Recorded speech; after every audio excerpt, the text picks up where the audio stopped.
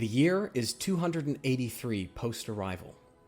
Although the second signing of the Treaty of Seers brought about an end to the rekindled hostilities between men and elves, the peace is at best tenuous.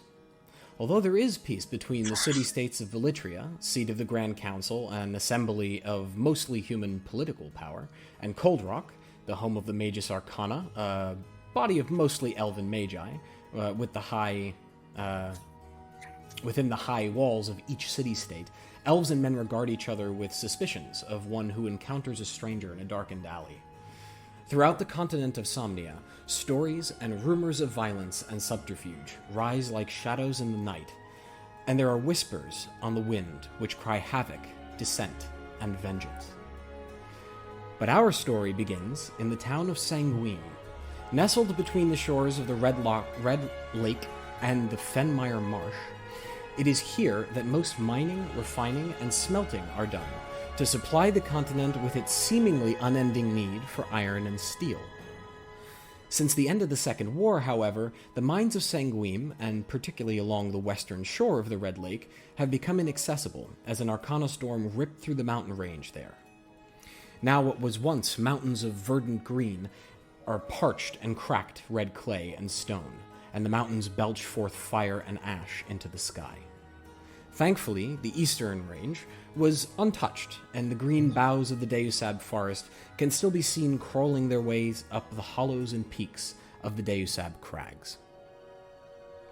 Mikhail, the notice you received several weeks past by way of the Kiraset Wood Elf clan was of interest, as it was signed by the Shields of Hakan.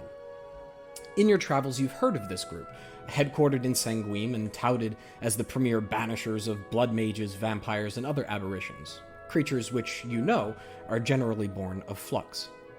The gold, but more importantly the possibility of information, led you to agree to this invitation, which was cryptic at best. It asked that you find Lydia Mirovovich at the Carriage Tankard Inn. You arrive by way of the main gate, on the back of a covered cart. There are several others with you, although they are packed towards one end of the transport and giving you as wide a berth as can be mustered in such a small space. Occasionally, one will briefly glance in your direction, only to hurriedly look away as they make eye contact and intently study their own shoes. Through the flaps at the back of the cart, which whisper in the wind, you can see the deep purple of the night sky flecked with small points of light, where the stars shine throughout the general gloom. The imagery is comforting to you. All right, Sanguim as requested. All departing here, you will please disembark. You hear the voice of the driver. What would you like to do? Mikhail, a elderly human male, balding, although not without hair at the top of his head, and a long, scraggly, light brown beard with tinges of white and yellow around his mouth, is sitting at the back of the wagon. Looks to everyone else with his one open, wide eye. The other eye he has is normal, but his right eye is sort of large and wide, and looks everyone over and says, "All right, well, it's been a pleasure, folks. I'd have you..." Oh, go ahead, sorry. "I'd have you pay next time to listen to my stories." They regard you with what you can very easily intuit to be fear, almost, but there's almost a hint of respect in it as well. You get that these individuals are commoners, mostly peasants, and they've learned well from their parents as youngsters to respect their elders. The flap at the back of the tent gets thrown open, and you see the driver who you paid to bring you here slowly start rolling it up and tying it off at the side, and then he works on the other one. All right, folks. Now's your chance. Off you get. Suit yourselves, then.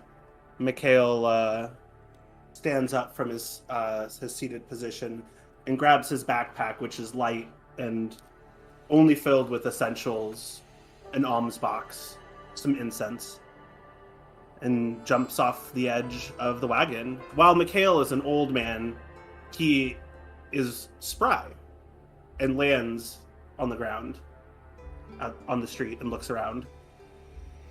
Driver had reached up to help you down, seeing, you're not old. He wanted to make sure that you disembarked safely, and you kind of see a look of surprise on his face.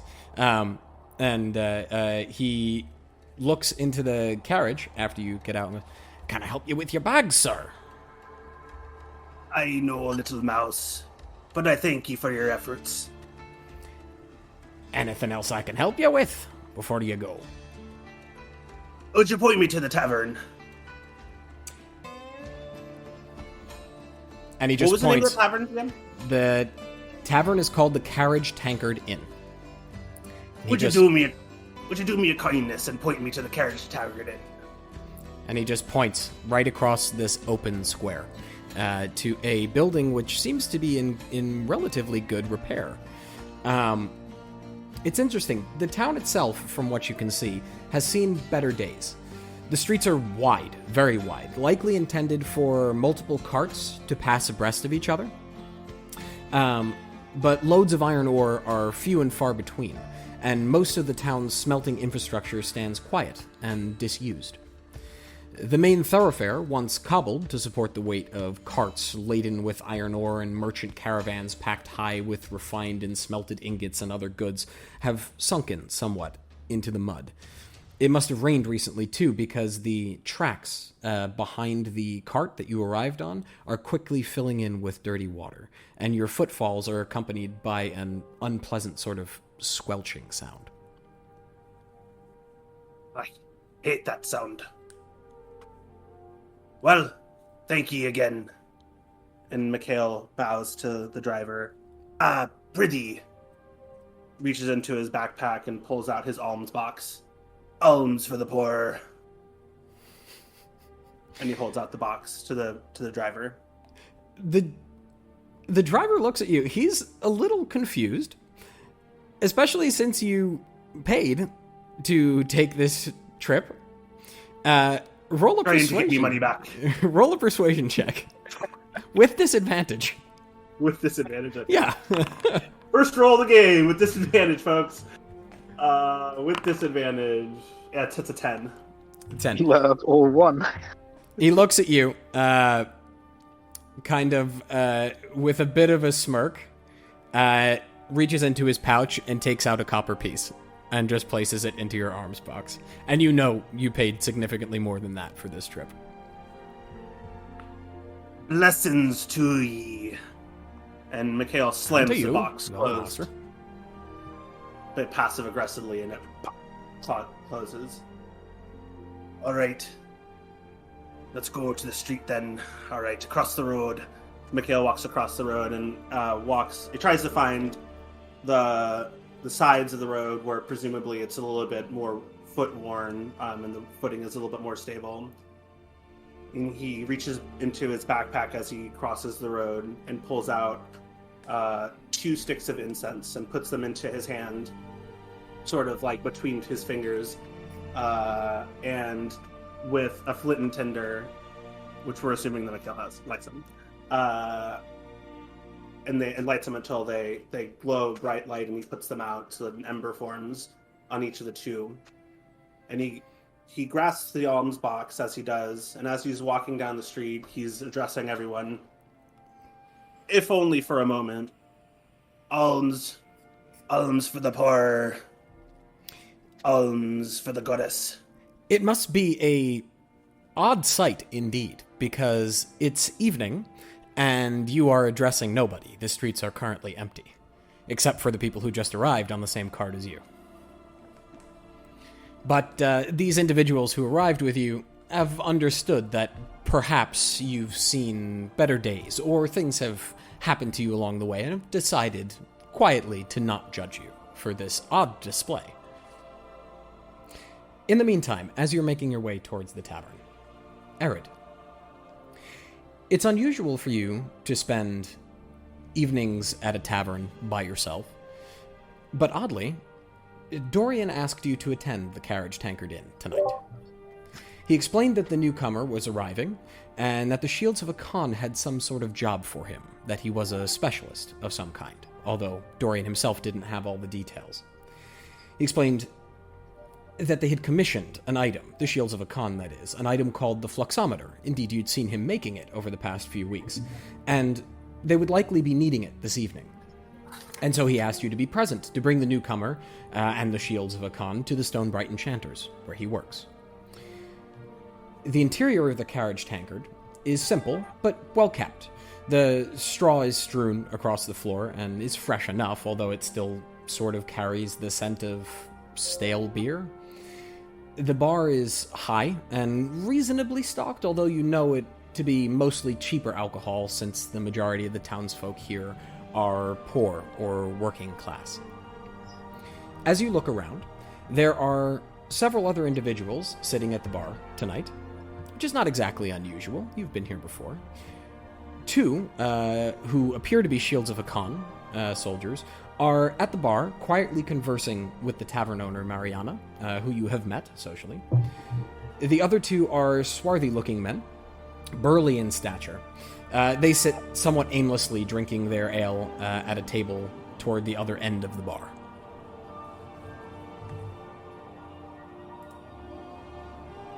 What would you like to do? Arid sits in a corner where he has a good view of the door, people entering and leaving. In front of him, he has a full mug of ale. Not one drop has been drunk. Arid is not one to indulge in things that affect the mind. But best to keep up appearances and not piss off Mariana.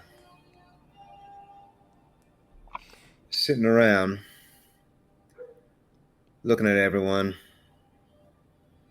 When they look back, he gives them a look as well. A bit challenging. This young man has a chip on his shoulder. He's about 5'9". Slim fella, sturdy. He's got a sword strapped across his back. He's taken to carrying with him. Not one to show off. Doesn't have much in the way of jewelry about his person, though a leather thong tied around his neck hints at some kind of necklace or something tucked away beneath his shirt. He's also got a small book, leather-bound, hanging from his belt loop for easy access. He's dusky skinned. His hair is a bit disheveled. Got a bit of scruff about his face. Not one that's meticulous about his appearance. Get it done sort of fella. Simple tunic, a bit dirt stained. He works. It shows. Common descent.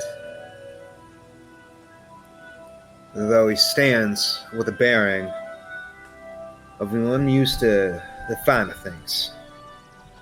A bit at odds with his appearance at first glance. As I mentioned, Arid's there to work. Growing a bit impatient. He leaves his mug on the table, secure in his seat there, so no one else takes it. Gets up and begins to approach the bar, keeping a few feet away from the Shields of Arcan. Glances askance at them, tolerates their presence. Not a big fan of them. Pushovers and braggarts, most of them. Although he does have some respect for the more seasoned veteran members of the order. Mariana. Oop, go ahead, sorry. Yes, sir. How are you, milady? I'm sorry to interrupt you. Just wondering if you heard any news about some fellas from out of town. Can't you hear we're having a conversation here? You see the male shields of Arcan. There are two. There's a woman and a man, both human. And the man kind of looks at you as if greatly insulted, as if you'd dare to interrupt this conversation that the three of them had been having. Yes, Marianne, I imagine it was quite riveting. What was the tale this time? Did you slay 2 vampires, 3 with a rusted spoon? Oh, forgive me, maybe it was a bottle. It was your mug. I forget, the story changes each time. Just kind of looks at his mug. Looks at you and goes, "That's not silver. You're gonna kill a vampire. You have to have a silver. A blade'll do, but preferably a spear with a silver tip made of wood underneath. That'll really finish him. But what would you know about that?" You know, I tend to keep my distance. I don't... Well, I pray you do that again. Don't interrupt our conversation. And you see, as he says that, the woman who's standing with him, who has 3 red pips on her collar of her armor, while he only has the one, just kind of places a hand on his shoulder and goes, "That's enough. Come, join the conversation if you wish. Go wait by the door." Begins to bristle and then calms down as the lady interjects. "I'm sorry about him, and it's no problem. You're always welcome here, Erid. You know that." And Mariana addresses you now that he's sort of stepped away and sort of huffed his way to the door, although not with too much protest, because clearly this woman has just pulled rank on him, and he doesn't want to get in too much trouble. Right. Savage. "What can I get you? I see you have not drunk your beer, as usual." Right. Well, I know you're running a business here. I'm not trying to take a seat for a paying patron and not be one. "That's why I like you." And she gives you a little wink. Not as much as I like you, Mariana. "Oh, Now, you flatter a forgive lady." I did come here with a question, but you were deep in conversation. Pray continue. I did not mean to interrupt, and I will not be known as such a gentleman. My question can wait, if you all would like to continue, ladies. "That's all right. We just finished our conversation, actually. Apparently the newcomer that you seem to have heard of already, somehow, I'm not sure how, is arriving tonight. The scouts by the northern pass saw the carriage coming. They relayed."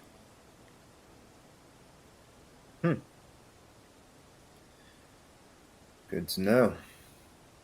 "Pray, what is your interest in him?" Well,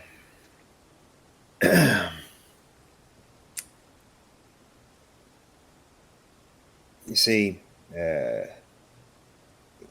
Arid sort of pauses for a moment. He's not good at dissembling. I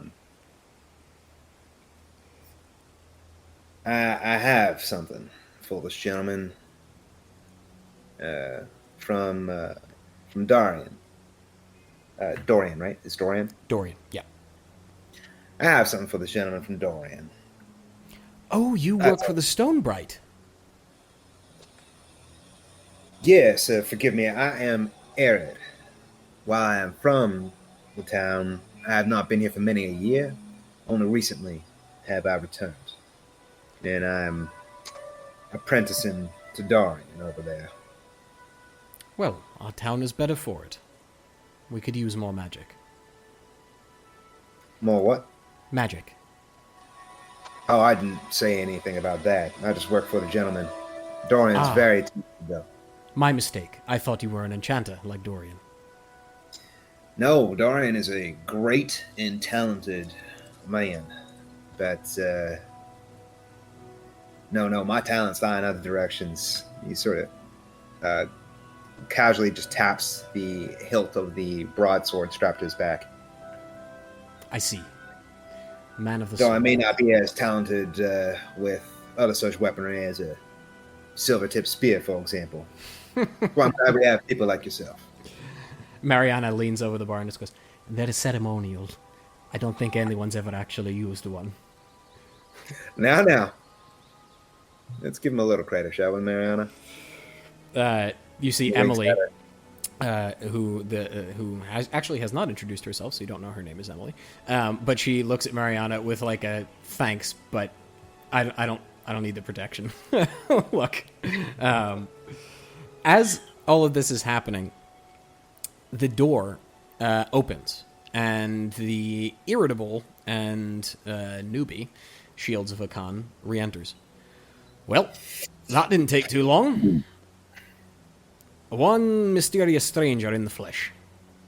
He just goes and sits down at a table by himself.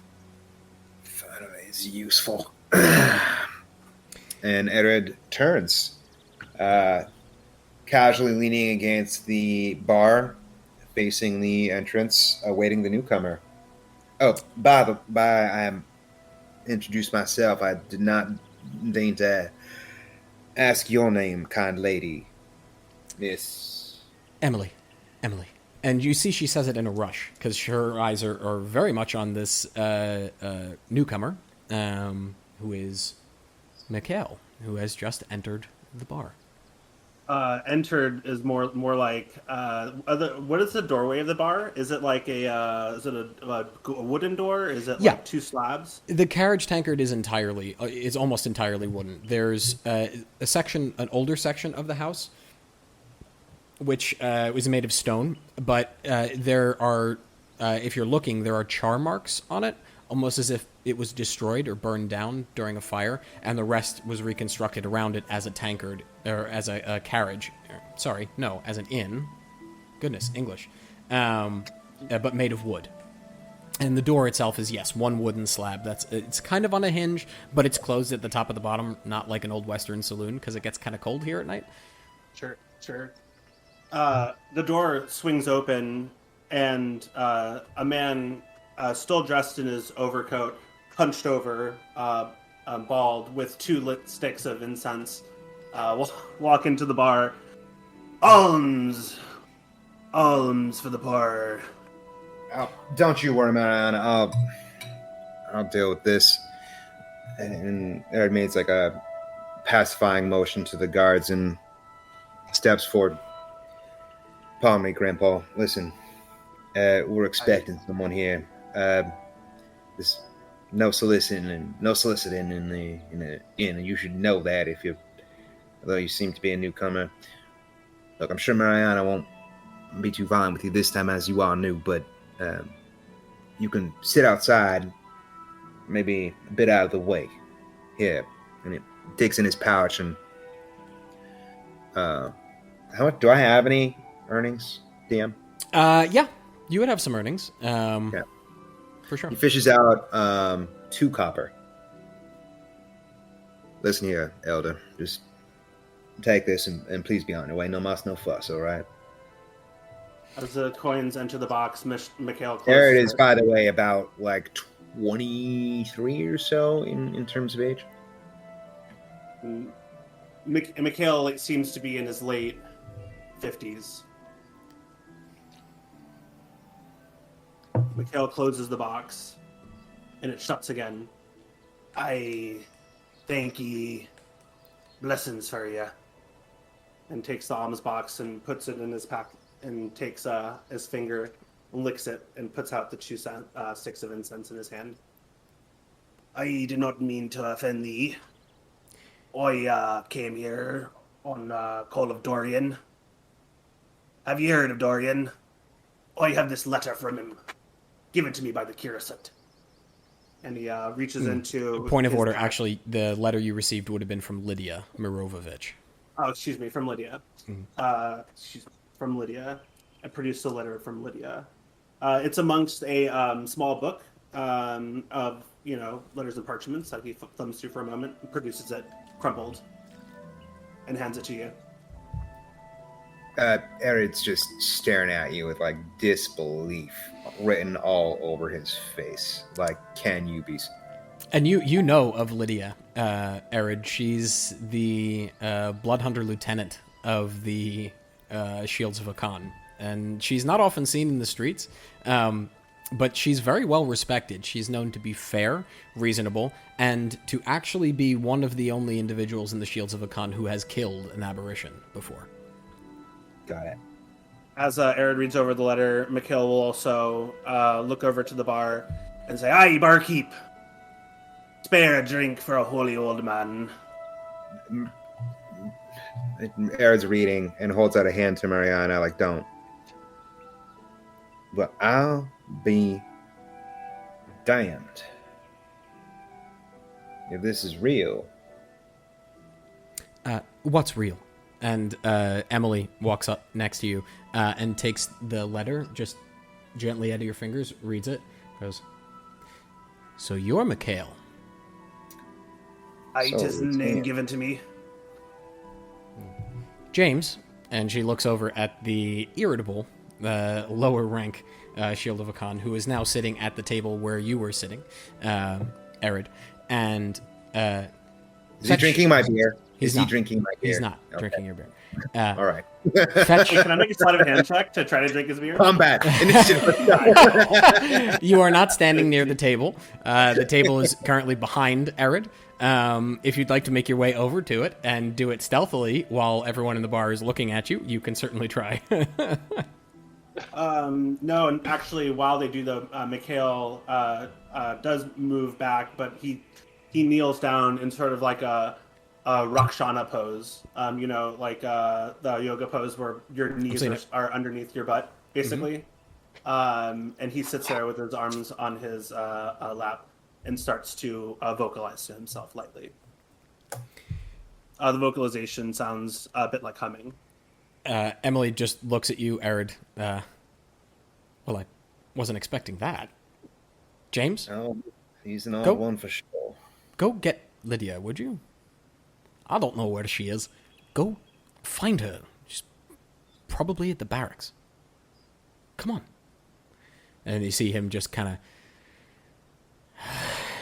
Make yourself useful, boy. Get on. I'm going to roll an intimidation check.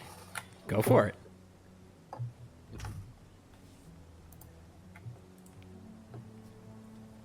Do I just click on it? Yep. Just click intimidation. Oh, no. He looks at you, stands up, and with two fingers, picks up your beer by the rim, drains it to the last drop, places it down on the table, and walks to the door. That was a natural one for the first roll? It was there another roll? It was a 5. It was a 5. If you want to see the rolls that are happening, by the way, in the upper right-hand corner, you see the little chat bubbles. Okay, there we go. There you go. Thank you. Mikhail, his eyes are closed as he's humming to himself, and as this happens, without opening his eyes, he sort of looks at Arid and says, "Don't worry about him. You ever hear the story of the gnat and the ox?" No, I'm not certain I care to hear it at this moment, Grandpa. Well, anyway, so the story of the gnat and the ox is... Listen. There was once a gnat that was flying around. I've got something for you, Grandpa. And the gnat settled down on the ox horn, and stayed for a while. But before leaving, the gnat said to the ox and asked its permission to leave. And the ox said, "I did not even know you are here, and I will not miss you when you go." That's Illuminate. the gnat. Well, True. Some folks think more of themselves than what they appear to be. All right. Eric opens his mouth to make a snide comment, and then stops and actually thinks about what he just said, and it's like, he's nuts. Okay. As this is happening, Melchizedek, You've been staying in Sanguim for a while now, ever since the Elder Council opened an Office of Merchant Affairs and Outreach in Herundrum. As a native Zudanite, you would know that loosely translates to embassy. In Sanguim, the Dragul Inn is less frequented than others, but as a result, much less expensive. While you have passed time while here with odd jobs for the townsfolk, occasionally the Shields of Arcan contract with you for particularly dangerous raids or for scouting. You're sitting in your room currently at the writing desk that you've sort of repurposed into a makeshift workbench. When you hear or is there anything that you're doing currently? Yeah, I have a little contraption on my desk, which it's like a belt-mounted quiver with one side open, and there's like a little latching mechanism, and I'm fiddling with one of my hand crossbows, sort of measuring out the distances and seeing if I can get it to fit well in this little mechanism that pops an arrow into it. Roll a tinkering check. Tinkering check. You're proficient, right? And you have tools? I do, but what is a tinkering check? Is it just dex? Tinkering proficiency? is dex. I will allow it to be intelligence if you'd prefer that. No, dex works for me. Okay, Is he dex it proficient in is. the tool? You are But proficient with tinkering do I tools, have right? proficiency? You do, yeah. You're proficient yeah. with tinkering tools, right? That was your tool set of choice? Yeah. Well, it says... Actually, no, it says... how do I do this? Tinker's tools. Just roll a dex check, add 5. Okay. Dex? No, add your proficiency. Roll the dex, add your proficiency, which is 2 right now, not 5. Okay. So that's a 10 total. 10 total. It's not a particularly complex device that you're trying to build. You've mathed it out in your head frequently, and you've messed around with it before. This is not something that's necessarily new. This occurred to you back in your soldiering days. But for some reason, you can't quite get the bolt to exit the quiver correctly. So you're going to have to try again at some point. And you're not quite sure what went wrong, but it appears as if the opening is not quite large enough for the bolt to fit through. You hear a knock at your door. Yes, coming. I snap the crossbow back into its little attachment, hang it at the side of my belt, make my way to the door, and open it just a crack and look out. You see a woman that you're familiar with. She's tall, probably about 6 feet, large, stocky, very muscular, and she wears full plate mail. And across her back is a large, very large, almost too large, comically large greatsword that almost, yes, essentially, that almost reaches her feet, and at her side is a truncheon made of wood and bound at the handle in leather. You know this person to be Lydia Mirovovich. Excuse me, Melchizedek. Yeah, I did not expect to see you here in the inn. I came to look for you. Are you free for work currently? What does it look like? I have piles of contracts here. Remember scouting job I asked you to do about a week ago of the ruins to the west? Yes, the ones with the cultists. Indeed, that is correct. We hired specialist. We brought him in. He has arrived tonight, I've just been told, at barracks. I wish for you to come with me. I look around. There's nothing in my room in particular. It's quite barren, except for a couple of tools on the workbench. Will we be gone long? As long as you wish, it is up to you. I have a feeling that this conversation will not be the end of the matter, and that perhaps this specialist will want to see the ruins, in which case I would be happy for you to accompany him, but you are not required to. You are not Shields of Econ, after all. You are a contractor, so it is up to you. Are you paying? No, I am asking you to do it for free. Of course I am paying. Melchizedek snaps to attention, grabs the tinker's tools, jams them in his bag, which is like a sort of satchel that closes at the top with a leather string. And I should say he's wearing like a light leather chest piece that straps together again with a leather string in the front. He's got deep olive skin. He's probably 5.5 feet, very wiry, shoulder length, dark hair, dark eyes, and a very thin, but not pointy nose. And says, "Right. Well, am I coming with you, or shall I make my way to the barracks on my own?" Well, we may walk and talk. He nods, opens the door the rest of the way. Be forewarned. And she starts walking down the hallway with you slightly behind her. It's a small hallway. The Dragul Inn is not big. It's maybe 6 rooms at most, and you've taken out almost a permanent residence in one of them. So there's at most 5 left, and the hallways are maybe 4 feet wide. And she takes up at least 3 feet of it. She's quite a large person. So she's walking in front of you. Be forewarned, I have been told by a rather confused Bloodhunter private that he's an odd man. So, keep that in mind. This country is full of odd men. This I will not argue with.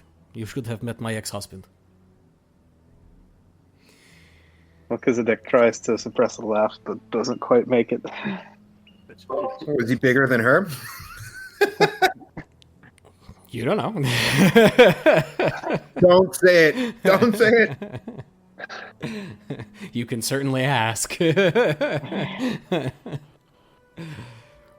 All right. Eugene, you've been in Sanguim for a short time, but the energies of this place have started to affect you. The townsfolk look downward at their feet as they sort of trudge through the muddy streets. Most seem aimless, and some are even bordering on desperate. This seems like an odd place to have been sent to further your knowledge of the arcane, but then who knows what secrets lie behind the locked doors of a town supposedly founded by a blood mage, if the legends are to be believed. You've made a habit, while you're here, of dropping by various shops, which collect antiquities. Most just sell furniture and non-magical items, which do not hold much interest for you, but you've been pointed by the last few shops to an enchanter who lives on the western side of town, in his shop called the Stonebright Enchanters. You've managed to piece together directions from the last few locals with whom you spoke, and you find yourself standing before a building of sandstone brick and red terracotta. A beautifully illustrated sign hangs from a wrought iron post affixed to the side of the building. On it are etched the words, "The Stonebright Enchanters." What would you like to do? Well, okay. Eugene is dressed in his robe that he got from the Wizards College. It's long and sort of a bluish purple. His hair's a little bit wavy, comes down to like his eyes and a little bit over his ears. And he's got big like glasses that make his eyes look really big. And he's a little bit short, about 5'6", so he's looking up at this side above his head or close to it. And just thinking, well, I guess I'll try this place. I've tried everywhere else. And I'm gonna walk in, looking for a sign. Actually, I want to peek my head in the door and just kind of look and see who's in there, kind of timidly. Not just barging in. Sure. The doors themselves are quite large. It's an arch, but pointed at the top, and they're split into 2 pieces that sort of swing inward. So are you trying to be stealthy about it, to open one just to peek in? Because they're currently closed. Oh. The doors themselves, not the shop necessarily. You don't know if the shop's open or closed yet.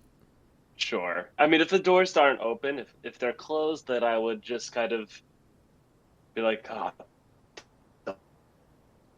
we're closed. I wasn't trying to sneak in, just timid about making my entry. So if it's closed, God, I guess I gotta come back to the boarding. And I'm gonna look around. I guess I've been here for a while, so I would know to maybe where I could go, sort of get a drink or a piece of food and relax. Perhaps the tavern. So I think I would head there, knowing that the shop is closed. I've looked everywhere else. You know of 2 taverns in town, the Drogul Inn and the Stonebright Enchanters. Those are definitely the 2 most noteworthy, anyway. Sorry, the not the Stonebright Enchanters. Sorry, my Enchanters mistake. is not a bar. No, yeah. my mistake. Lots of That's things my in my place head. of employment. Lots of things in my head. And the Carriage Tankard Inn is what I meant to say. Yeah. Well, I'd go to whatever one is closest to me. I don't have any reason to go to a farther one. And unless I know something about, is one a little bit more low key. I don't like when everyone's like fighting and hooting and hollering. It makes me nervous. You gather that from your time here that most of the places in Sanguim these days are pretty low key. Most of the individuals here are out of work or are struggling to get by. All right then, I'd go to Point of order. the Carriage Tankard. Are you talking to yourself out loud, by the way, since you have a proclivity to do that? I mean, yeah, when I was like, God damn, they're closed. Well, I guess I gotta come back in the morning. That was all out loud for sure, yeah. Okay. Well, I guess I'll go read or something. You Go hear for the Carriage from Tankard. behind the door, actually, you go, hello? Is someone there? Huh? Oh, sorry. Oh, yeah, I didn't know you were closed. It's okay. My fault. That's quite all right. I was just having some tea. And the front door opens slightly. And before you stands a very, very well-dressed high elf in deep purples and golds. You'd recognize these as essentially Archmagister robes, but in different style. They're sort of a more New Age style than some of your stodgy old professors used to wear, and they're certainly more glamorous as well. Is there something I can help you with? Oh, well, I mean, yeah, if you're available, if you're open, I've been looking for just people knowledgeable about magic. We see I graduated from the Sanguim school back in Vitrulia, and I come here to learn more about. Well, can I come in? He looks you up and down, and just goes, so you were a student at Cetrulia then you were? Oh yeah, it was okay. I mean, Well, got a good grade. I didn't really have much to teach me. this is the first time I've heard that complaint before. Well, I'm not one to use a fellow to leave a fellow mage out in the cold. And as you, as he says so, he opens the door more and ushers for you to enter. You're not gonna like hurt me or do anything bad, right? It is not in my nature, but I will defend myself if the need arises, and I assure you I can. And the first thing I must say I have to defend myself from, and he looks you up and down, and his eyes sort of pause at the hem of your robes, which are caked in mud, since they are long, and Sanguim has about maybe a half an inch in around here, layer of mud. He goes, just a moment. And he waves his hand, and you see the specks of mud sort of fall away and vanish from your person, and the edge of your hem is now perfect, as if it was just made by the tailor. There we are, that's better. Vegetation, amazing! The simple love it. trick. It's something that all mages should know. But please, come in. And he shuts the door behind you with a loud, well, what you would expect to be a loud bang that is actually silent. Interestingly, Oh, cool.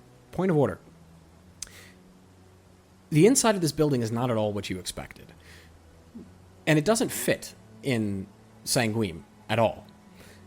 Sanguim is mostly, if I were to liken it to the real world, Slavic architecture, or Slavic-inspired architecture. This building's almost Grecian. It's almost made for like a very warm climate. It doesn't look as if the walls are particularly thick, and now that you're stepping in, the square roof is actually not quite square, but is almost an arbor walk around the inside, with the tiles in a V around the edges. And the center is a courtyard. And above you is a beautiful night sky. And there is a palm tree growing from one edge of it, and small shrubs around each of the other three. In the center, there are pillows, a table, and on that table is a teapot that just hovers and slowly rotates as a tiny little flame burns underneath it. Welcome to my home, my shop. Please, would you like some tea? Yeah, you just busy taking everything in, a little distracted. It's also quite warm in here. There's a warm humidity to the air, whereas outside it was starting to drop, not to freezing cold, but probably to about 45 degrees Fahrenheit. Can I roll maybe an Arcana check to see if I know exactly what has happened? Like, did I go through a portal, or was it is it like an illusion? A fucking one? Natural one. I got the natural one. Level 1. Level Level 1. First critical fail.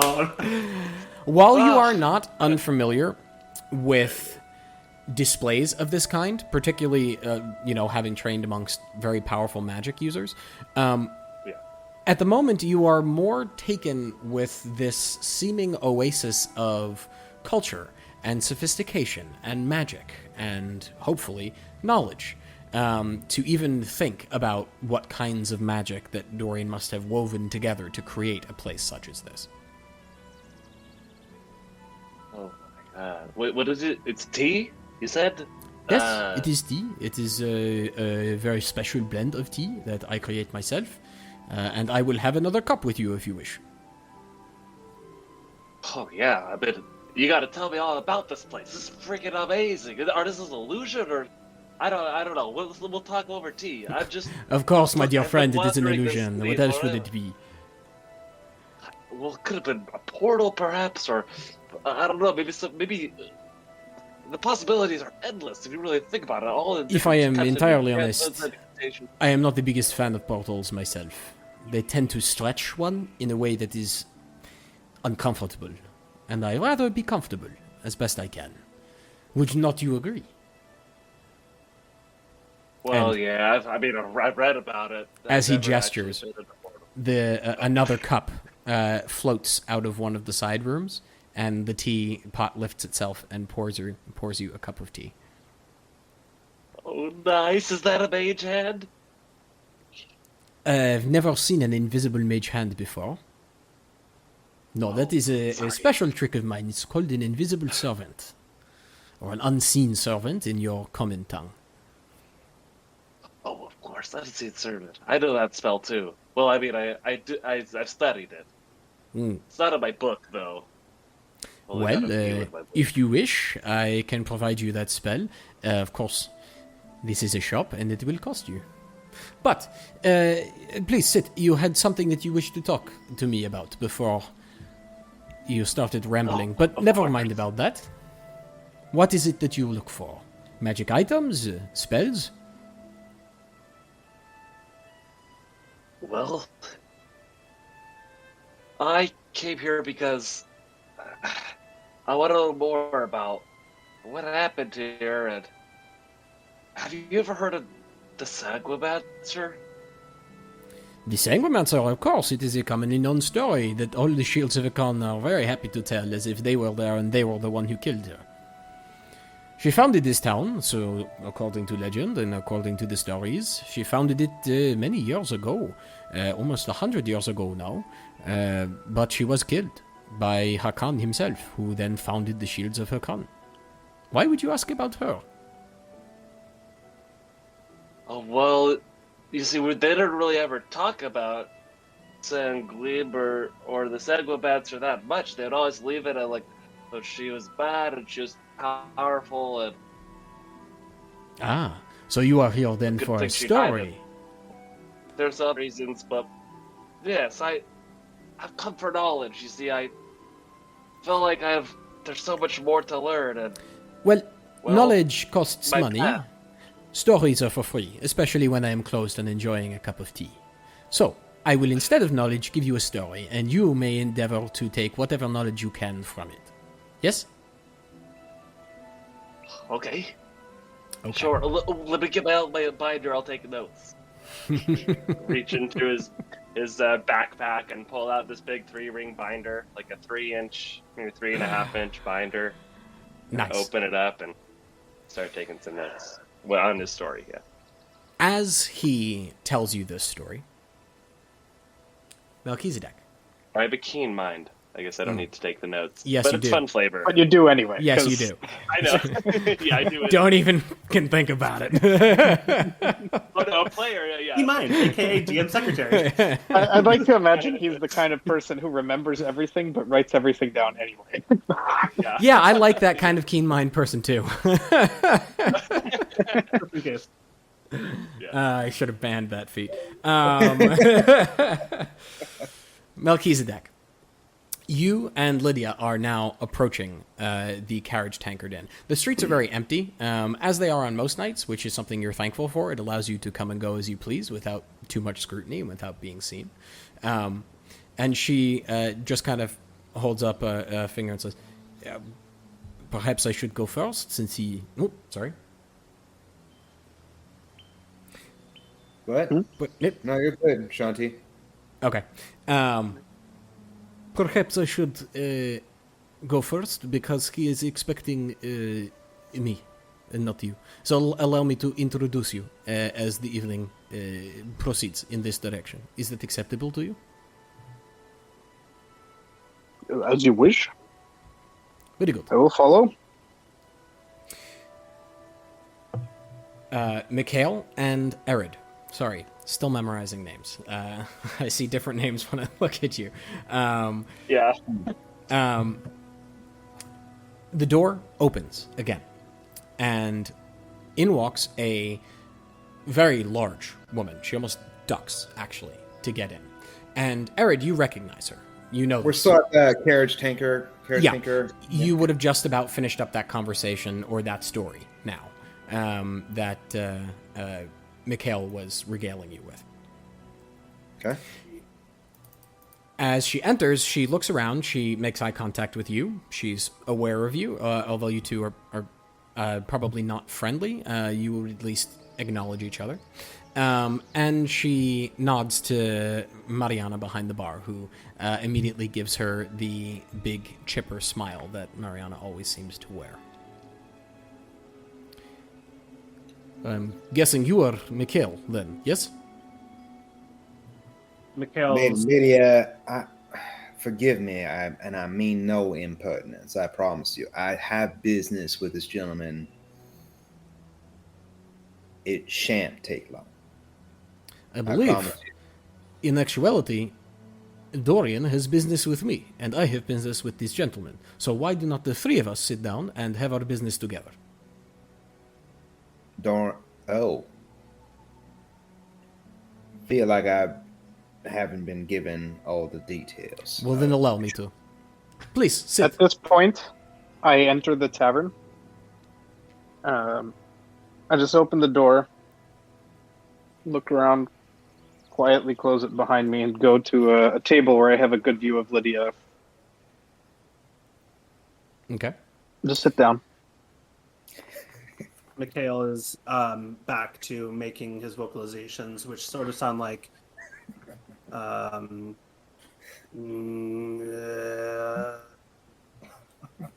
like almost like a rattling kind of at the same time. Like the vocalizations are like deep and his eyes are closed. It's almost like I'm hearing a meditation mixed with a Tuvan throat singing. Yeah, exactly. Right. Gotcha. Sort of like dig it. oscillating like low frequencies Yeah. I was about to try it, but then I remembered this is being recorded. Well, that's my approximation. So I can... Gotcha. Melchizedek is probably it's... the only one in this tavern who doesn't find it that strange, because this land is full of strange customs. Yeah, and you've become somewhat acclimated to them. You've spent time in different city-states. This is probably the sleepiest one, Melchizedek, that you would at least have experienced. But yeah, you're a well-traveled man. This is not that unusual to you. Well, the vocalizations come to a rattling halt, rattling stop, and Mikhail, again, without opening his eyes, turns to the large woman. I and ye must be Lydia. You called and I am here. Well, that private wasn't fucking kidding. How about we sit down at the table, like we do in this part of the world, and have a conversation. I find it difficult to talk to someone when they are on their knees, because usually that means they are a blood mage and I am cutting off their head.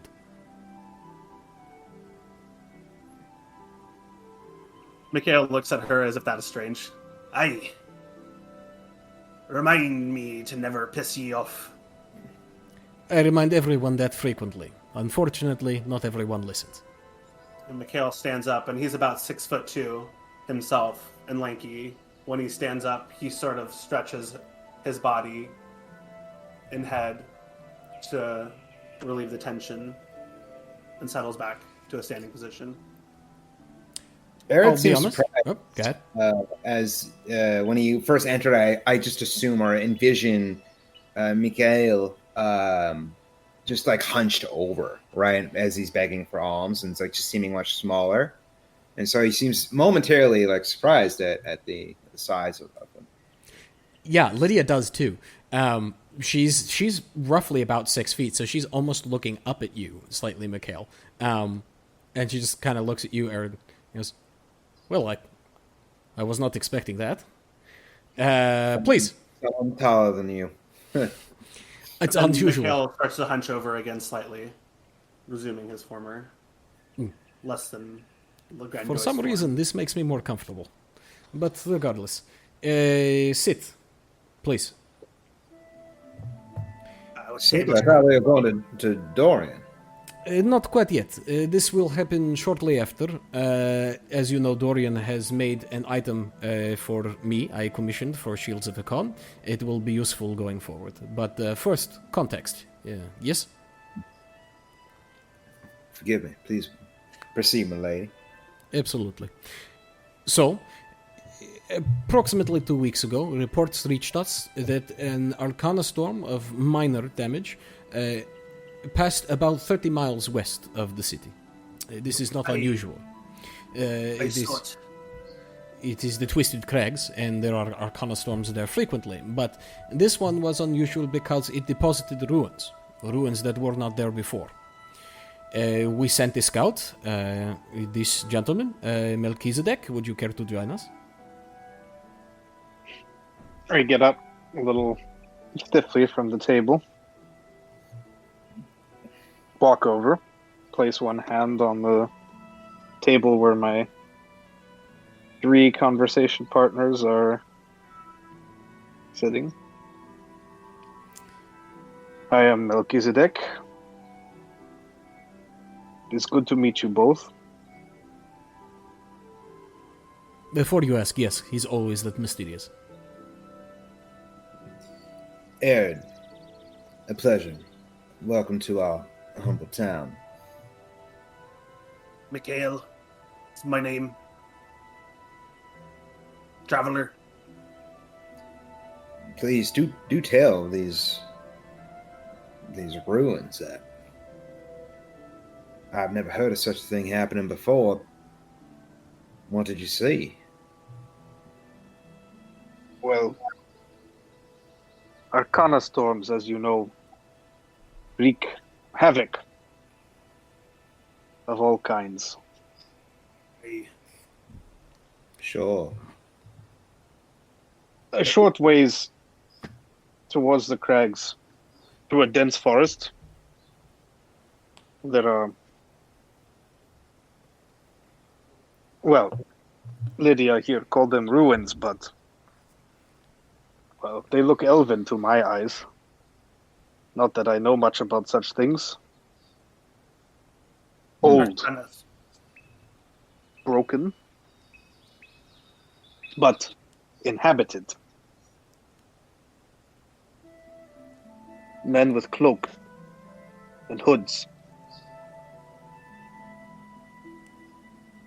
Were they arcanists of some kind? Wild mages. You would not What have is seen. a wild mage? Oh, good. What is a wild mage?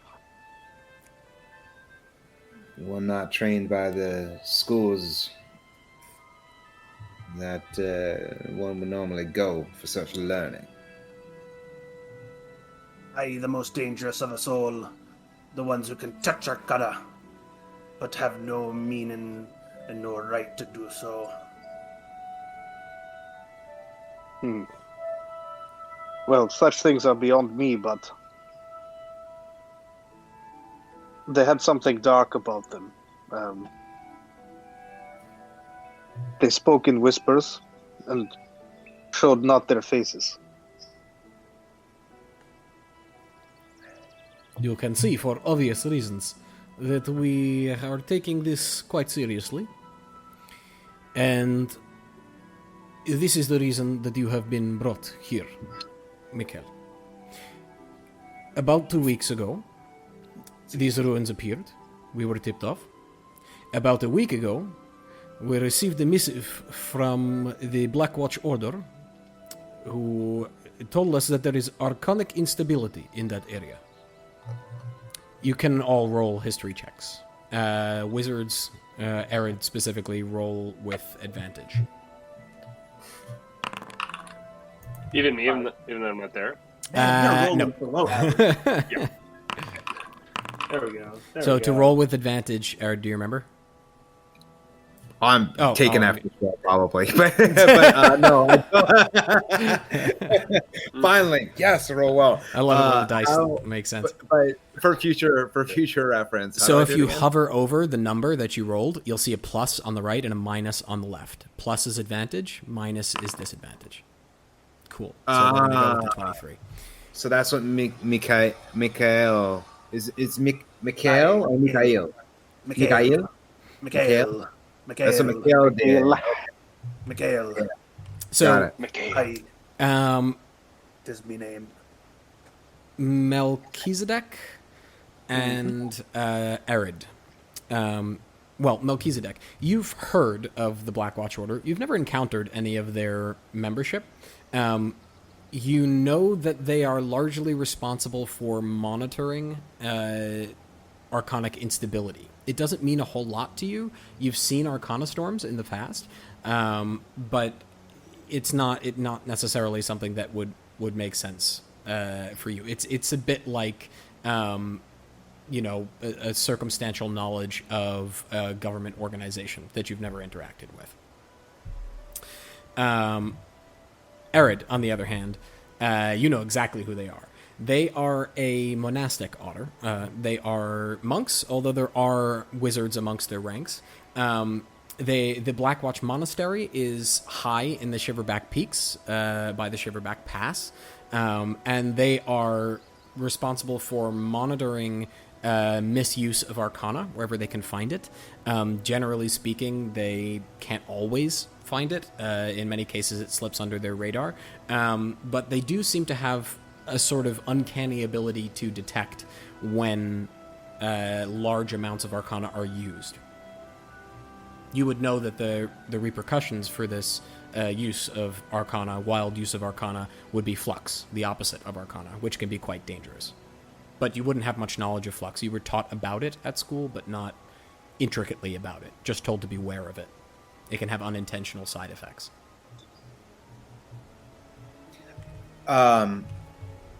How are they with respect to punishing misuse of magic? Are they sort of abhorred like the this love-hate relationship, like the Temple Guardians, for example, in a Dragon Age type universe, or like, what is it like? So they are not enforcers. They do not enforce. Very rarely is the Black Watch responsible for actually being first responders to a scene. Generally speaking, they're like the early detection system. They just inform local authorities that are closest to it, such that it can be handled. A group that would respond would be the Vrock'n'Gnoll, which you've also heard of. They're the you would know, you'd be intimately familiar with them since you went to school at Cerulean. They are the magical guard force of Cold Rock, the city-state of Cold Rock. What's that? The Vrock'n'Gnoll. Veranddial.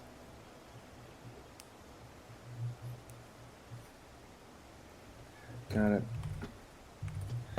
Well, if the Black Watch Order says there's something wrong with these ruins being there and these people in their robes, whatnot,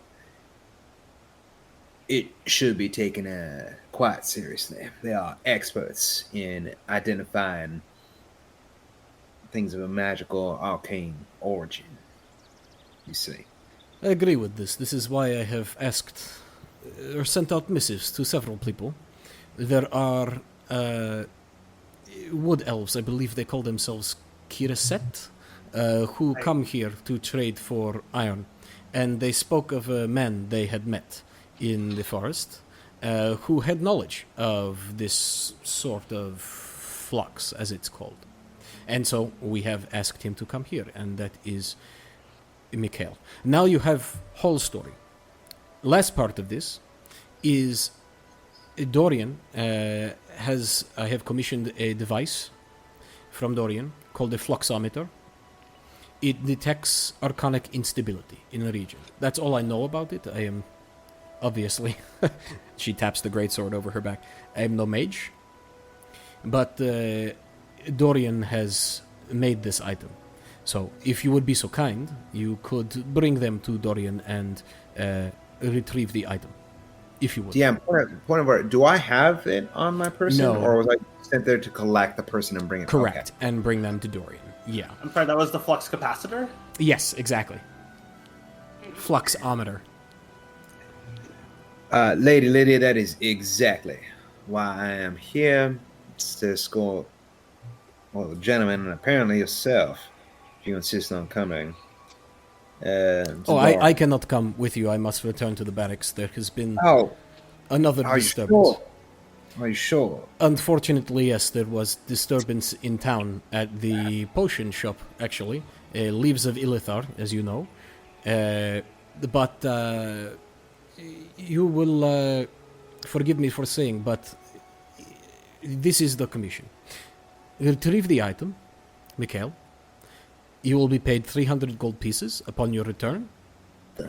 You will stabilize the Arcana, or at least, if not possible, you will find out what is causing the Arcana instability.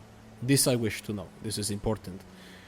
And if you would like, you will also take my compatriot with you, Melchizedek. If Melchizedek agrees to go.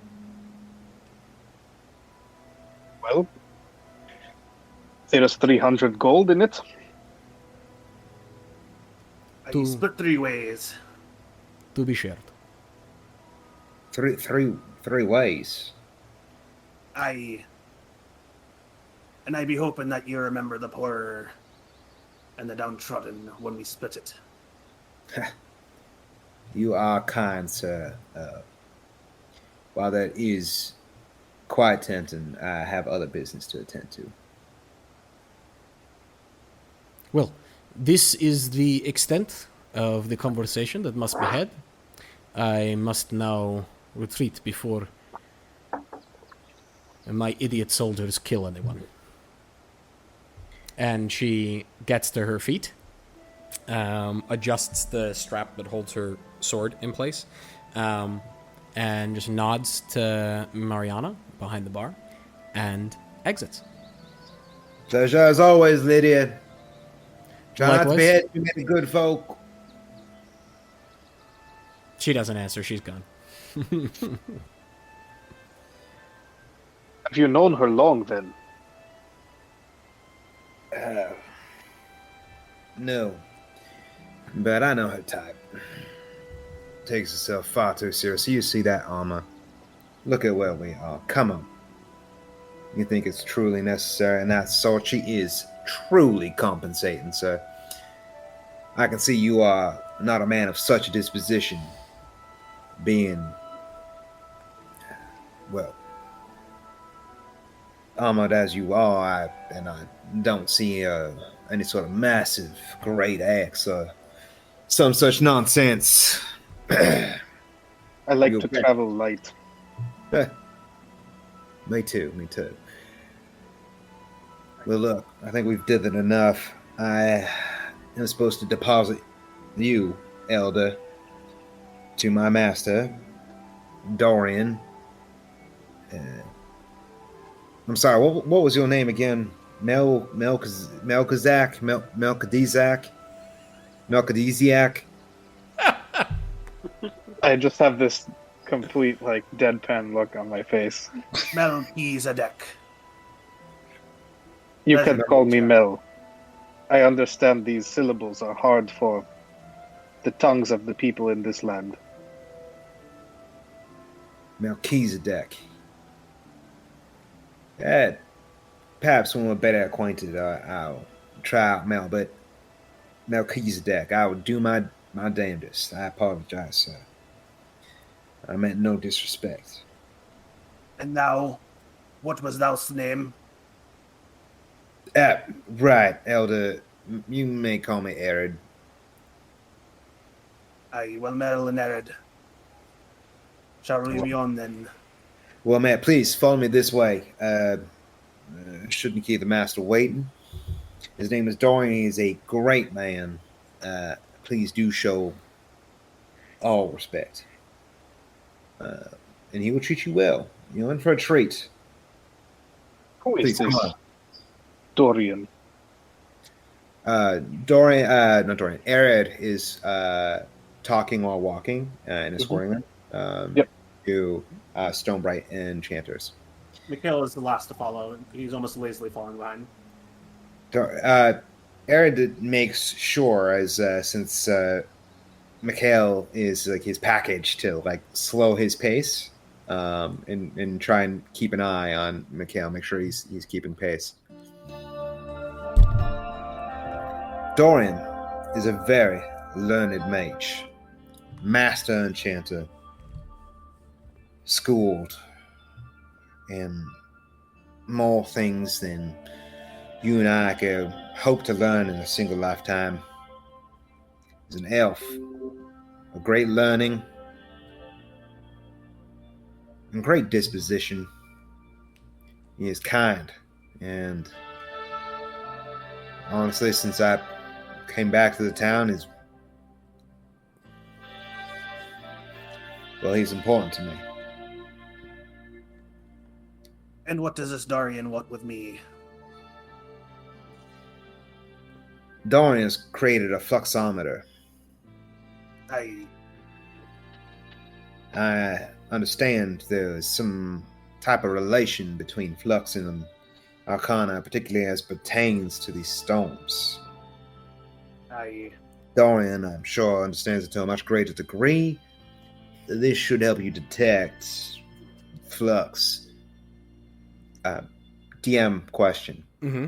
Do I understand flux is to be a hazard, at least? Yes. Okay. Yeah, you Do I- know that tell you about that. that it's to be avoided. Generally speaking, mage colleges teach that the use of magic can cause flux. Think of it... no, that's not quite right. That's not a good analogy. They don't say to avoid it entirely because it's unavoidable, right? Telling a mage not to use magic is like telling a person not to breathe. They won't understand it. It won't make sense to them. They do have methods for managing it, especially within populated areas like city-states.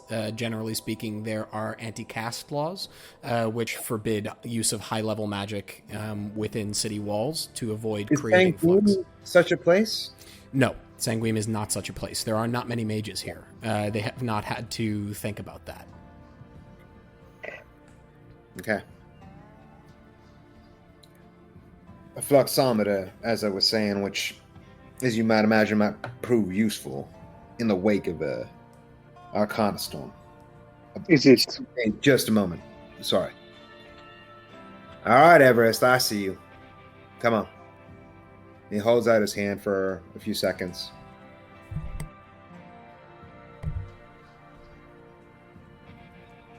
Out of the darkness, you see streaking towards him, because it's evening, right? Mm-hmm. Starry sky. You guys see a dark gray feathered hawk with a egg white massive chest. This is probably one of the biggest hawks you've ever seen. You might mistake it for an eagle if you were to look at it. With emerald green eyes shot through with yellow. If you were to take a close enough look, once it flaps its wing and the lights on Arid's hands, you notice his eyes look exactly like Arid's. There, Everest. Good hunting. Go on ahead and let Dorian know we have his package. And we'll be along shortly. In just a minute. Go on then. And he sends Everest ahead to let Dorian know. You see a look of wonder on Melchizedek's face. He says, "That is a magnificent bird. You are a falconer, yes? These birds are greatly respected where I come from. Al-Sukur, we call it. Falconry, the training of birds of prey." Al-Sukur. I like that. Everest and I have a special relationship. Can't say I have as fine a touch with others of her kind. But we have an understanding. It is a great thing to win the respect of such a beast.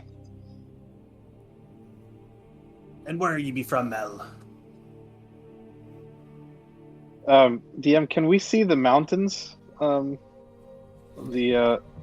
Twisted Crags from here? For a second there, I was waiting for Jesse to respond. Yeah.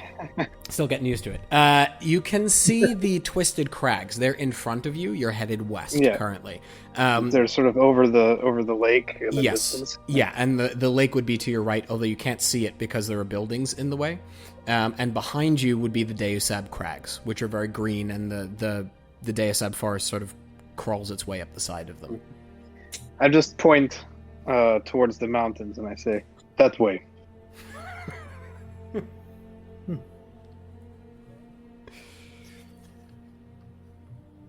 Far off then, that's the Dustfall Basin area. Got my geography right? Is that correct? Is the seat of the Zudani Empire. Roll a history check. The endless Aaron. sands. Yeah.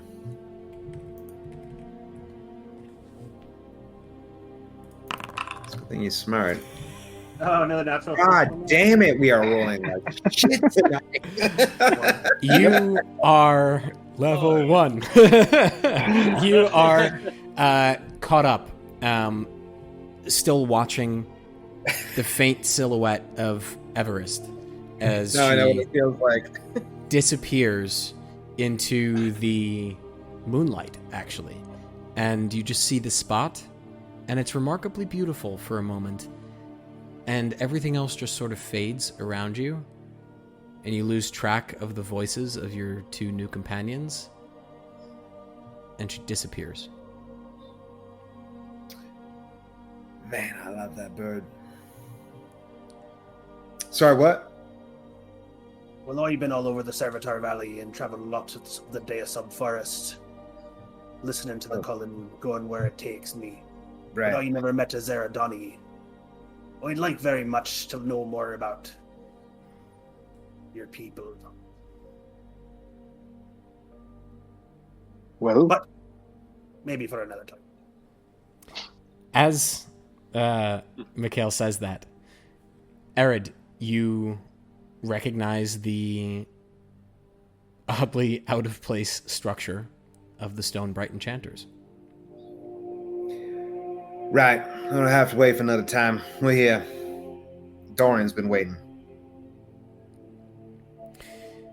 Well, we wouldn't want to keep him waiting.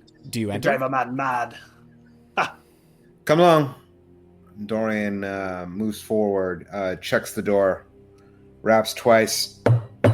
Master, we're here. Oh, please come in. The door is open. Okay. Arid opens the door and ushers both Melchizedek.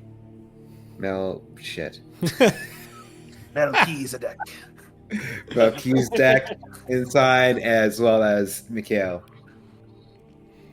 Mikhail team. and Melchizedek. As you enter this out-of-place building, the temperature changes. It's much warmer. I was gonna say, when I look in the door, does it? Does it what? I mean, what do I see when I look in the door? Do You I see what you see- described Yes, indeed. earlier? Yeah. It's perfectly harmless, I promise you. If you should like, Melchizedek, you can tell he's saying the name on purpose to make sure he gets it. I am perfectly willing to enter first if it puts your nerves at ease. I look at him a bit confused, and I put one foot over the threshold. Your Nothing happens. roll. No, I'm kidding with you.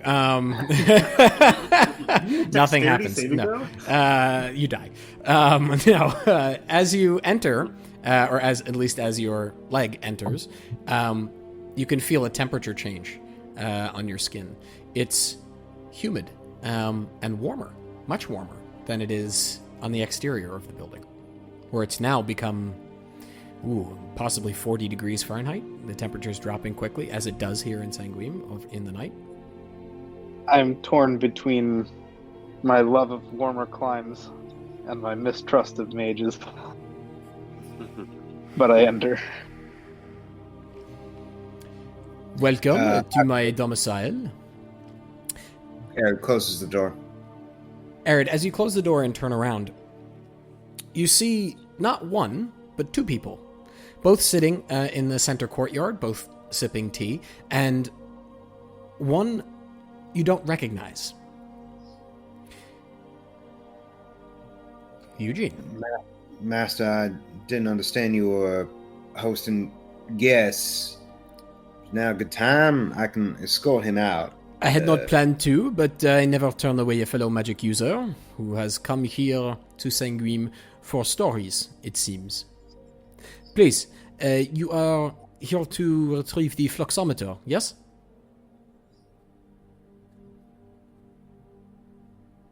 To whom am I giving it? To you or to you? And he gestures to Melchizedek and Mikhail. It's this one, Master, and he points at Mikhail. I know he don't look like much, but I promise you, he's the gentleman. Appearances being what they may, Master. Mikhail. Oh, no, go ahead, Mikhail. I was just saying Mikhail approaches him. He And let looks that one- you up and down. As Mikhail approaches him, Arid's hand kind of twitches for a moment to his sword, and he follows close behind. As He's- Mikhail comes up at the table, he sits, not sits, but does his Rakshana pose at the kitty corner side to Dorian, where I presume Eugene is across the table. Eugene is just looking very like wide-eyed and nervous, and his palms are sweating. The Kira said, You "Give me mean your letter." fingertips, right? Yes. Yeah, exactly.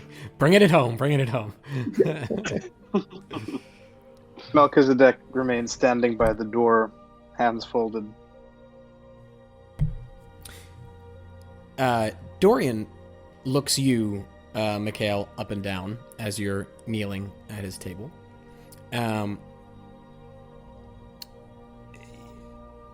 Erid, are you looking at Mikhail or at Dorian? He's watching Mikhail like a hawk, Okay. protective of his patron. Gotcha. So, you are an interesting one.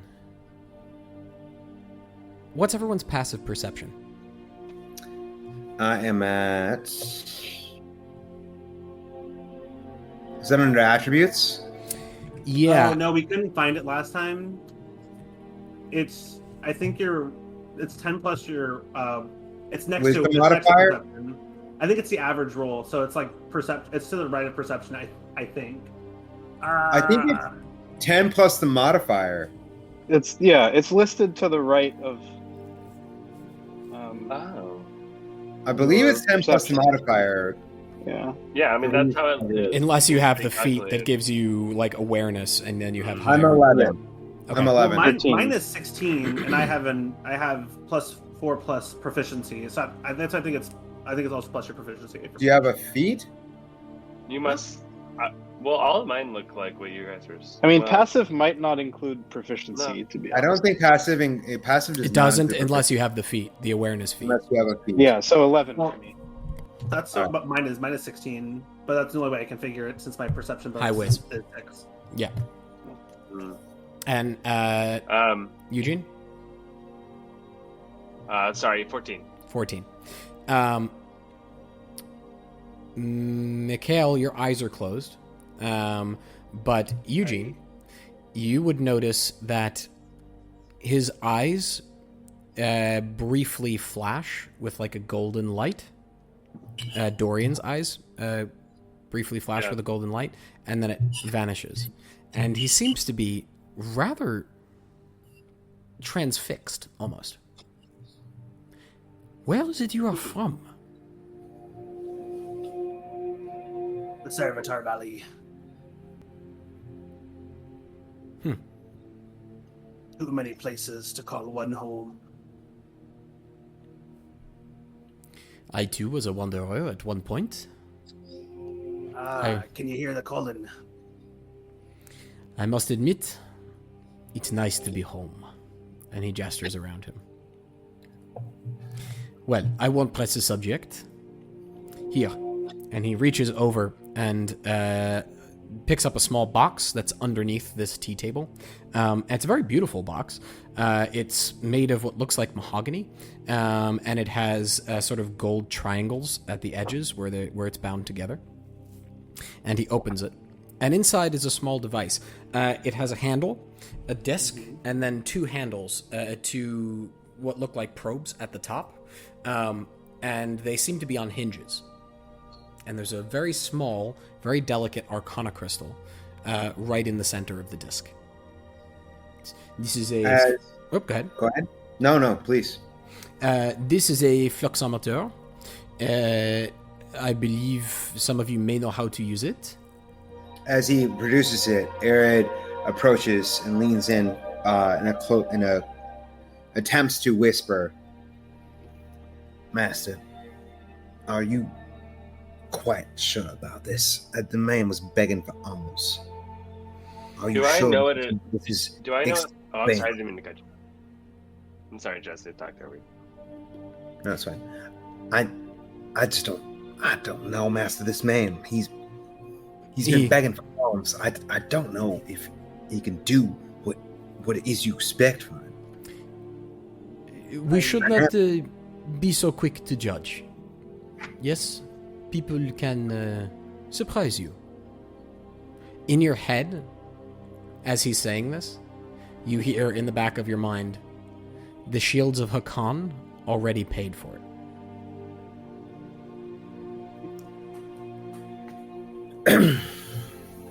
Right.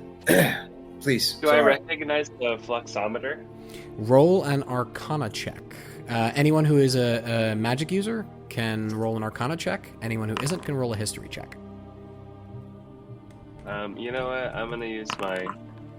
Because I don't think it went. I tried to click. I don't think it went. I'm gonna use my actual D20 I have here, because I have it here. Go for It's it. just sitting here. Oh, so you got 16. I rolled 13 plus 7, so that's a 20. Nice. You all are at least somewhat familiar with these devices by reputation. Arid and Eugene, you probably would have seen one before while at school. They operate essentially using some basic laws of physics. When they're activated, the small crystal in the middle causes the disc to spin, which drives the two pieces on the hinge outwards and away from each other as it spins faster and faster. In areas of arcanic instability, even though the disc is spinning, they'll stay upright or at varying degrees. When it is no arcanic instability in the area, while it is spinning, they will be flat outwards. The two prongs. When there is arcanic instability, they'll be at some degree of verticality. This like being a gyroscope that detects like centrifugal force not working. Not working. Exactly properly. right. Exactly right. That's exactly Yeah. what it is. Cool. This being, well, there's a little instability. This being, oh shit, get the hell out. Right. Vertical being, we're in deep shit. Yeah. Okay. Yeah. So it's like detecting the amount of flux. Correct. Or at least the amount of instability, as you understand. instability. Yeah. Yeah. Well, So that's I not would good. guess and nice Melchizedek and has no idea like how this relates to flux, but being somewhat of a inventor and lover of gadgetry of different kinds, he sort of gets the functioning principles of the thing. You're telling me that this machine will tell you when there's flux and arcanic instability around. Up to a point. Exactly. The way it works, you see, is that you hold it in an area where there's high flux and it spins around and the arms stick out. Well, I mean, that's what they do normally. But if you're in an area with high flux, they go vertical. And then you can... Aye, that's all great. Does it also come with an extra life? You know, when you get whipped around and destroyed by the arcana that's unstable.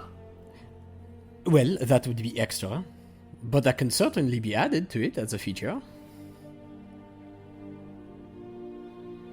I don't see the use in such gadgets. Well, then perhaps I should give it to your compatriot. And he reaches out to Melchizedek. Perhaps you would care for it? I take it eagerly, because as I said, I like gadgets. I can tell you It when is, there's arcanic instability. I can feel it in my bones. Can such a device tell you when a spell is about to go wrong? No, it only detects arcana or flux that is already in the area. So it must have, a spell must have already been cast. However, it is a good point that in areas of high flux, casting a spell can have very undesirable side effects. That's true. I've seen it many times. It makes my blood boil every time I see arcana used. You've seen flux?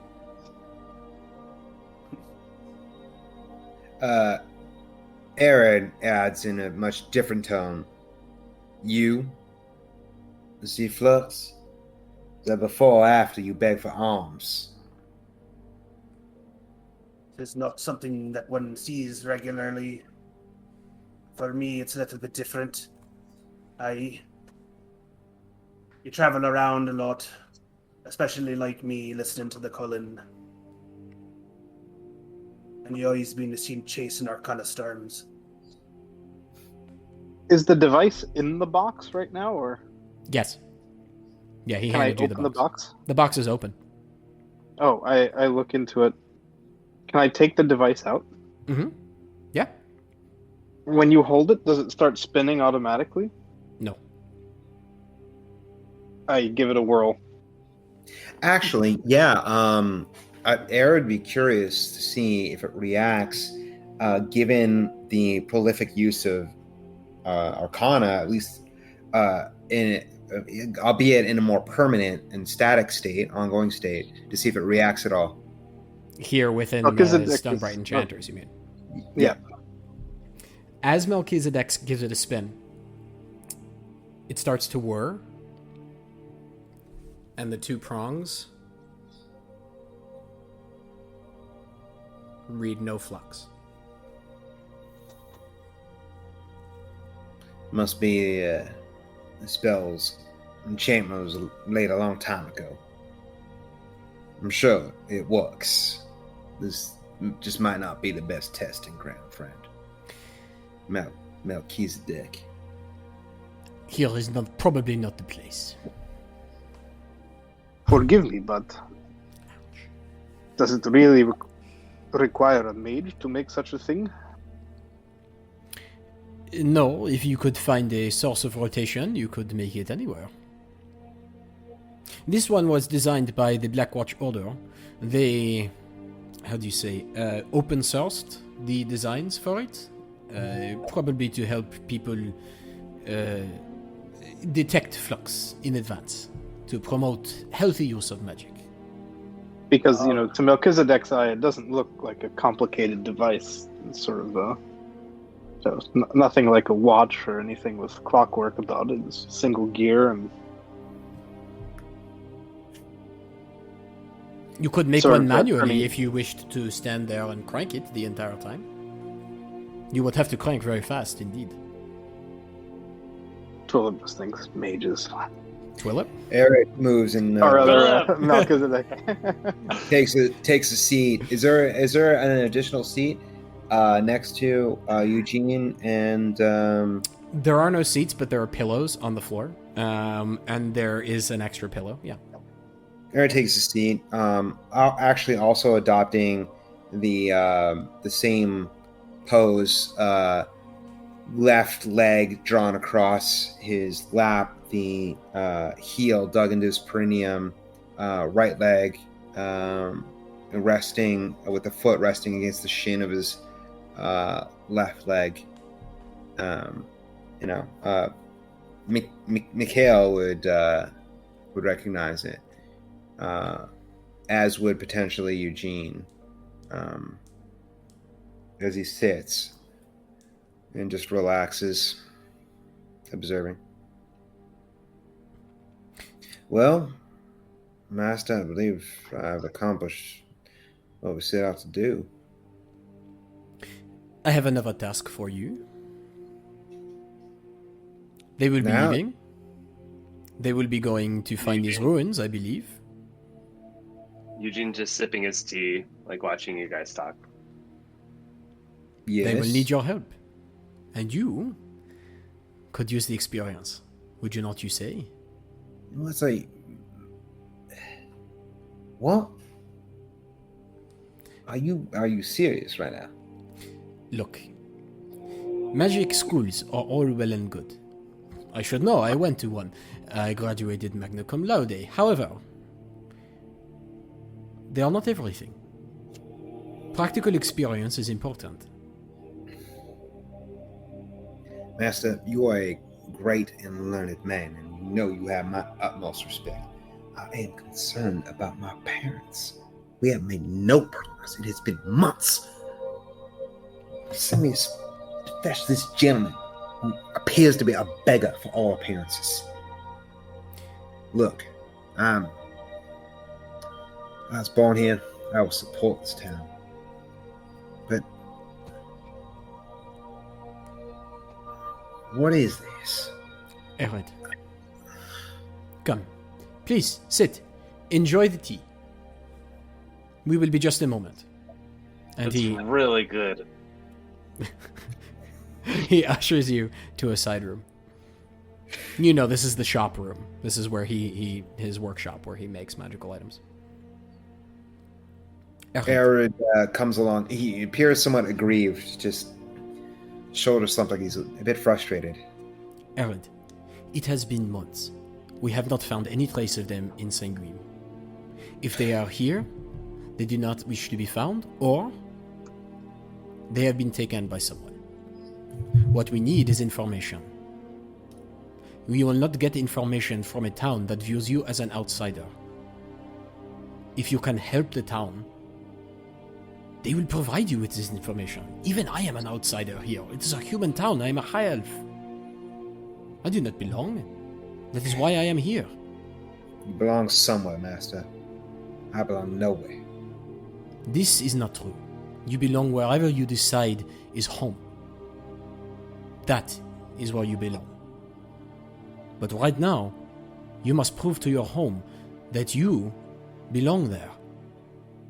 They will never accept me. Maybe In not. fact, I'm a mage. If they found that out, on top of me being a half-elf. Then I suggest you do not cast any spells inside the city walls. Those three? Go with them. Why not? I'm going to convince Eugene that he should as well. Eugene is that small, scraggly fellow, by the way. Yeah, Also graduated school. What's that that? nerdy looking... What's that? No, just choking on my tea as he says that. Just No, they're in another room. We're in another room. That nerdy looking human? And, like I have said, appearances can be deceiving. For example, when they look at me, they see a noble. I was born poor. You know that. Compared to them, might as well be one. But alright. Fine. If you think it will help, I respect your opinion, and I will go. As you turn, and he puts a hand on your shoulder, says, "Whoever took your parents, they are difficult to find. I have been unable to locate them. Both of us working together have been unable to locate them.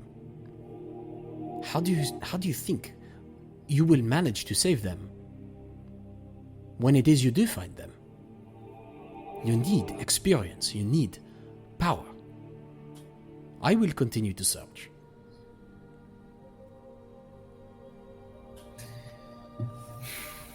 All right. Make a convincing argument. He- All right. He walks over to a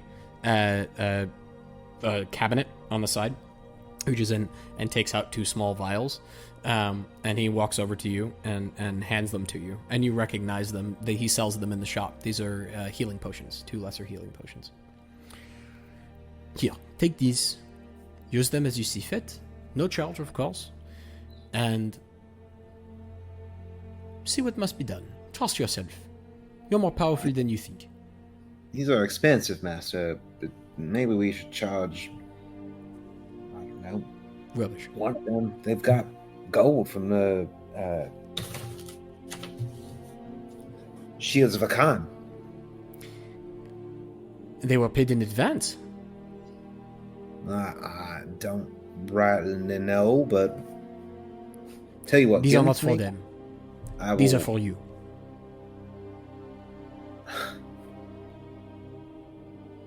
You're too kind, Master. I do what I can.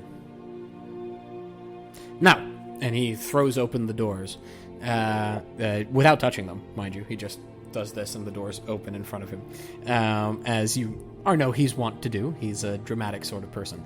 And as he steps out, he goes, "Well, the hour is late. I think it is perhaps time that you found either accommodations for the night or you set off. Eugene, I was telling you a story. yeah. I think perhaps it is best if you were to write your own. I'm not much of a writer. They try to make me do that at school. I just can't, like the words don't come out. I can't think of what to write. Ah, we do not write our stories in words.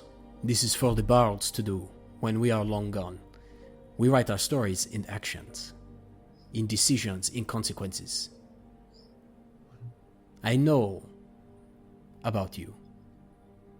I was you. Yeah. I was the student who graduated from school and wanted the world on a plate. It does not work this way. You have to go and take it. I don't know. I was sent. I mean, I came here because You came here for I what? don't know if I should leave. Knowledge? Well, For power? Yeah, For experience? How do you think you gain these things? I don't know. I gotta ask my dad. Great, so it is decided then. Your dad is very far away, I am sure, whoever he is, and the four of you will have a splendid time out in the ruins, and you will tell me all about it when you return. Oh, and when you return and you are paid, feel free to come back. I have magical items that you may wish to procure. Listen, fella, just do as he says. He will not relent until you agree. And if it makes you feel any better, I'll wash your scrawny ass. Don't worry. Wait, so I'm going on an adventure with all of you guys? I think it is for the best. Where you're going, who knows what you will find? 4 is better than 3. Okay, but like no So- like scary stuff. Okay. I guess I'll go. That's the spirit. Now, before you go there, go away, because I am tired. Don't worry, boy. We'll be all fine together. Master Darian, before you go, Mm-hmm. Mikhail will be pleased to help shepherd these boys. But one kindness before you go. And he reaches into his bag and pulls out his alms box. Alms for the par. Yes, I already gave him 2 coppers. Don't. He waves his hand. And in it appears in your box, that is, appears a small silver coin. Doesn't quite look like a silver piece. Mikhail is most pleased. A silver piece. Truly, you're a kind soul. And he stands up and walks over to him. And for the first time, takes his overcoat off as he stands. And what might have looked like a hump from before is now seen to be a shield that he carries on his back. It's a round shield with a symbol painted on the front of it. And the symbol resembles that of a spiral, but sort of a triangular spiral that wraps around itself 5 or so times. And walks over to Dorian and bows his head. A blessing for you.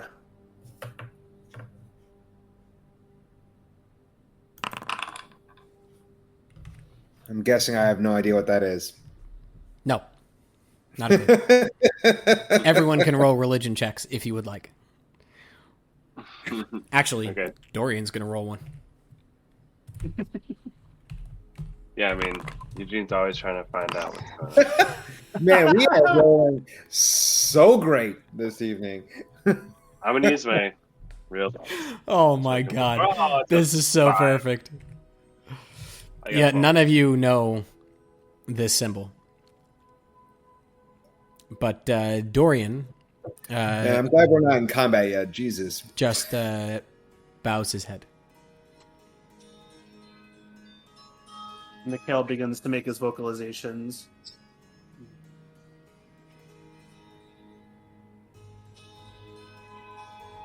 he hangs on a note for a pregnant pause.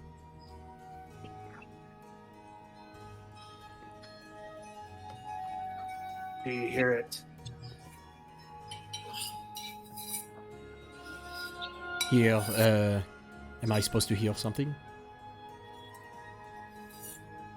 Mikhail puts his hand down. Only if you're a chosen one. Well, A blessing That's- nonetheless. that I am not, but your kind words and blessing is appreciated.